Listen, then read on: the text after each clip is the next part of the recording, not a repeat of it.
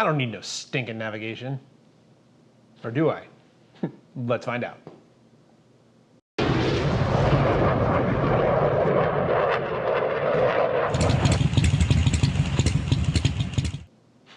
Hi guys, welcome back. Salty Flyer back with you again with another video. Happy New Year. Sorry I haven't done any videos, but you know how the holidays get. Family, friends, presents, putting things together, the whole business. But we're back. And I thought I'd go into something that a friend of mine asked me about since I got some parts on order to put on the bike, but I haven't made a video in a while and I kind of want to. So we'll talk about navigation. So you're gonna say to yourself, well, I got CarPlay. Why do I need navigation on the bike? Does it even come with navigation? So this one is for the 24 and above street glide and road glide crowd, CVO2 to a certain extent. It actually has onboard navigation that you can purchase after the fact. And we're gonna talk about why you should or shouldn't do it. So stick around. Okay. So you get your brand new street glide or road glide home, you're excited, and you're sitting in there in the garage and you push that little navigation button. It looks like a little compass and you get a QR code. It's weird. So it's a thing the motor company did. So the previous generation, the Boom GTS era, so the previous body style of street glides and road glides, had that nav head on there. And that was an option. You could get it with just a straight up radio in it, although I've very rarely seen those in the wild, but you could do it. And if you wanted the Boom GTS, it was a $2,500 or $3,000 option, I forget exactly which, and then it was there and you had it.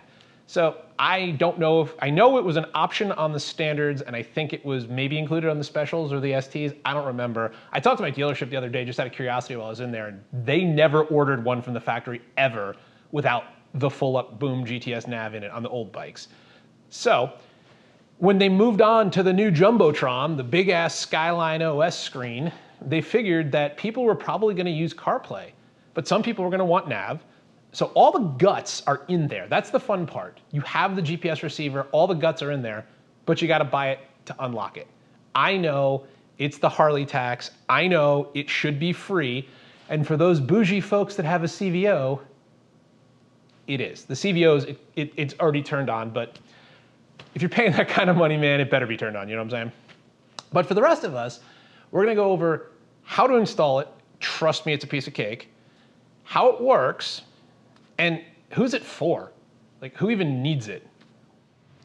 Step one, the installation. If you can, this is the one you can do, I assure you. Literal only thing you need is a Wi-Fi network, and it has to be the 5 gigahertz variety. And if any of you have ever played with kind of a smart home, it's the opposite of the one you need to do for all the smart home stuff. It's not the 2.4. If your bike is parked somewhere where you have access to Wi-Fi and you have a credit card, you can do it. It's real simple. The easiest way to do it is through the app, the Harley Davidson app on the phone. And what you're gonna do with that is you're gonna open up the app if you're using it. I'm not saying you have to use the app. I actually find the app useful and it will unlock a couple of the nav features we'll talk about in a minute. But assuming you do have the app, you're gonna scan the QR code. It's gonna open up the app. It's gonna say, do you wanna buy it? It's gonna cost you $350. What that buys you is the database and GPS turn-by-turn directions on the database for life, and some add-on features like weather, traffic, updates, things like that, that according to the website are good for 3 years. Since the bike came out in 2024 and it's 2026, no one's hit the 3 years yet, so no one exactly knows what the Harley is gonna do as far as re-upping people, how much it's gonna cost, what they're gonna do with any of that stuff going forward. So buyer beware on that. Otherwise, all you're gonna do is buy it. It's gonna go to your VIN. It's gonna tell you to turn the bike on in accessory mode, turn it off, turn it on again, make sure it's connected to Wi-Fi, and in about 3 minutes, Bob's your uncle, you're gonna have it installed. The only quick thing you gotta do is it says it takes about 5 to 10 minutes from when you buy it. Have your email available. I know it's the most technological thing for a Harley Davidson ever. And in about 5 to 10 minutes, you get an email. Once you get the email, that means it's good. Feel free to knock it out.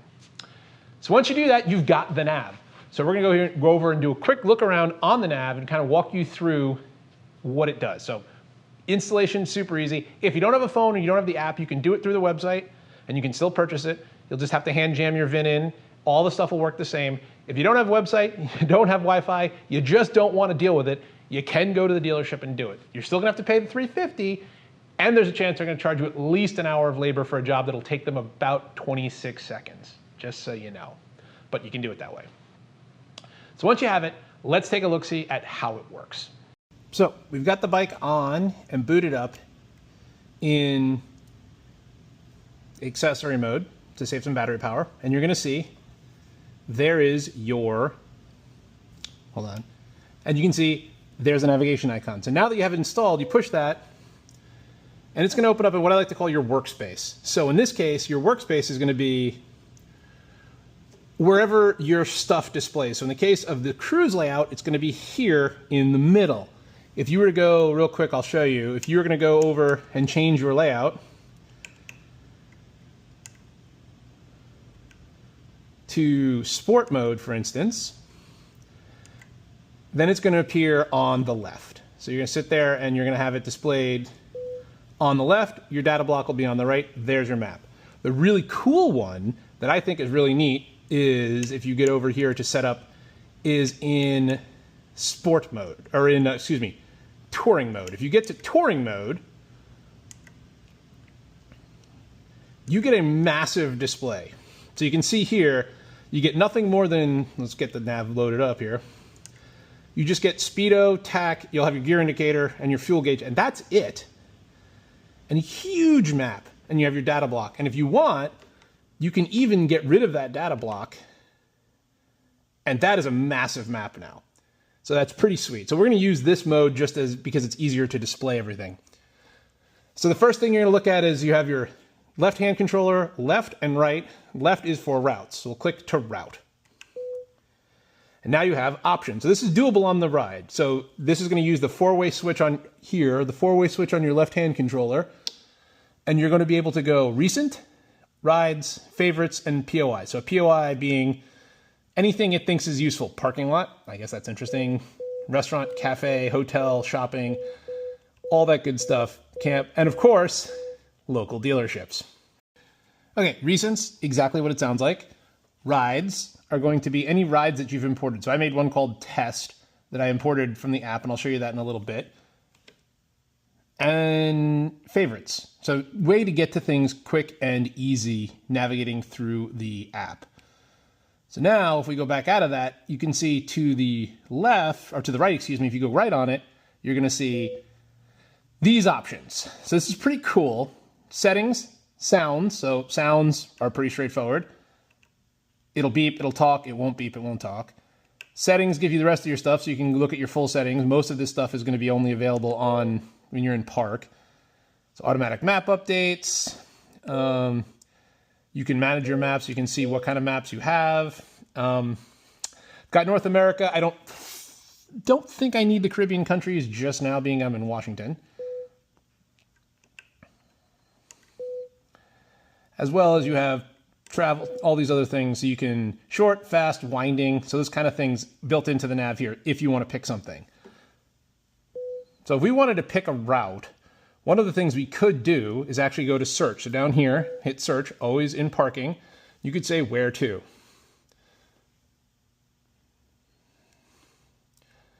And say say we want to go to McDonald's. Not that we want to go to McDonald's, but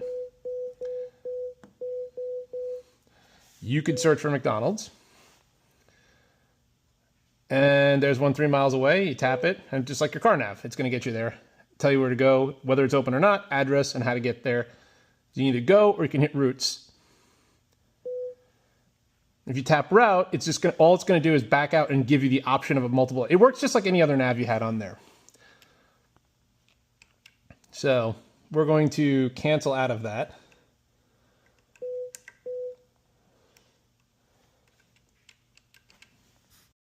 Okay, so another neat thing you can do, and this is where you have to get a little creative. In my garage, it'll work great because it's connected to my house Wi-Fi. You can go to weather, and you can ask for a forecast, and it'll generate a forecast. Obviously, this doesn't work when you're riding. You have to actually be stopped, which is kind of an other. I guess it's good for the gas station. And then the other feature it has is you can go and do a weather overlay. The problem about that is it gives you a top-level zoom out and just shows you what the weather is around you right there, which in my case is crap based on the rain. However, what it doesn't do is kind of let you do this while you're driving. So that's an other that I don't really care for, because you can see here, you exit out of it, and it'll bring you down. Now you can scroll around, but all of this is designed around you being stopped. So if you're at a gas station, cool, you can stop and do that if you want. But it's not as good as having a real-time. I would prefer to have a real-time weather overlay, like that we're all big boys and girls and we can deal with that level of distraction on our map. Harley obviously didn't think so, but you can do that. How do you do that on the road? Well, you do that on the road by turning your cell phone into a portable Wi-Fi hotspot and then connecting your bike to that. I know it's getting pretty techy in here. I am sorry. But that's how you do that. The other thing it'll give you is it will give you traffic updates as long as you're connected. So it'll download them even if I don't connect my phone, which to be honest, I rarely do. It will download any kind of road closures or traffic updates. I start my bike in the garage. My garage has Wi-Fi, is connected to my house Wi-Fi, so it'll see it and it'll tell me, yeah, that's cool. You know, here are the updates. But if you're connected to it, it'll continuously give you traffic updates and things like that, which is kind of neat, and should update your ETA based on that. Okay, so one last cool thing you can do with the nav on the Harley app is you can go in here and you can record. So we'll hit record.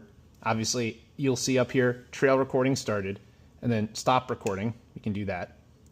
And if we wanted to give that a neat name, we could give that a neat name of, you know, video. That's what we're doing. And save it. Cool. Now that route is saved. So now if we back out and we go into the routes menu under rides, you'll see the video one. So obviously there's nothing there, but you could record it and then activate it and then ride it. So if you're riding along and you're on like some route, some awesome route somewhere, and you're like, I want to record this, I want to come back to it. You can do that, and then you'll have a capture of that route that you rode, and you can go back to it anytime you want. So that's kind of neat. I'm actually gonna get rid of this one because I don't really need it. Cool. Let's talk a little bit about the app. All right. So we've talked about the nav, and we've talked about the app, the Harley Davidson app that you can install with it. So what we're going to do right now is we're going to start the app, and we're just going to go through a couple of things to show you kind of some features, relating to the navigation, and then we'll wrap this up. So let's open up. We've got the phone here, and let's fire up the app and see where we're at. All right, so you can see here on the top of the app, it's going to say, hey, you have new recorded rides. So that's cool. It records rides if you want it to, and all of my things for that. But realistically, you're going to see, here's the app. Last time I turned the bike on, it updated. So that was today at noon. So it looked it up, and it could tell me things like, hey, software's up to date, nav's up to date, recalls are up to date. If there were any updates here, it would tell you when that needs to be updated. It'll also tell me that cloud services are enabled until February 13th, 2028. That's cool. Don't know what happens in 2 years, but neat. We'll see where that goes. Other things we can look at really are HD recommended rides. So that's kind of cool. It knows where you are, so it's going to go and look and tell you rides here. So from here to Leavenworth, Washington, which is a cool little vintage town, or if you're down in LA, it has some of the LAs on there because I was down in Los Angeles for work not too long ago, so it remembers that. And I opened up the app down there. Route 66, so it's got all these recommended rides, and you can search for more of them as well. Likewise, if you look here, you can see ride, and you can plan a ride. So you'd say, I'm here, it's gonna show you interesting things, and you can start planning a ride and say, hey, where to? Hey, I wanna go to, let's say our Harley dealer. We'll go Sound Harley Davidson. Cool, and you'll see down here, send to my bike. So you can see directions, in which case it'll show you the routing. It's not really cosmic, it's that. Or send to my bike. So if we send it to the bike, what we can do is we'll send it to the bike, and then we'll go and show you what it looks like on the bike when we turn it on. So let's do that. Send to bike. This location will be sent to your vehicle's display the next time it's connected and available. So we'll hit send, and it's queued up. So now we'll go to the bike. Okay, so now I'm actually not going to do accessory mode. I think this one we'll try accessory mode and see if it works, honestly. That way I don't have to turn on the whole fuel pump. So we'll see it is sent to my bike, and it said it is queued up. So let's wait, let her boot up, and see if I get, once the nav app starts, whether I get an indication that I have a route. Yeah. Also, hit me up in the comments if your dealership told you about not starting the bike until everything was fully booted up post the Harley logo and everything else, because mine did, and I don't know if that's right or wrong. So let's go to nav. Let's see what happens. It's booting up. Yep, there you go. So you can see, if you click down, you can see you'll show you the route, or you can hit ride. We'll click ride, and it'll boot up that ride. And just like that, it's going to give you directions. Weirdly enough, it actually You'll arrive at your destination at 12:42 p.m. Well, there you go. So there you have it. So pretty neat feature. You can do it on your phone while you're sitting having lunch, and then beam it to your bike, and it'll be in your nav when you turn the bike on. Pretty sweet. All right, let me kill this route. Oh, so yeah, if you notice on the left and right hand controller, or the left hand controller, if you go up and down, it'll actually zoom you in and out. So you can actually get out of that three-dimensional mode, and it'll eventually flip you into a top-down view of where you need to go. Pretty cool. And then we'll end that route. Neat. Okay. So here we are. Who is it for? Who wants to buy this nav? Who's going to spend $350 on a already knocking on the door of $30,000 bike?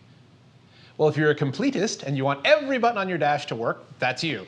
You know, that said, you also want to do the home link thing, but I couldn't take my fairing apart and put a $500 widget in there to open my garage door when I could go to the Ace Hardware and buy a $20 fob and program it and put it in the drawer. Anyway, no, all kidding aside, who's it for?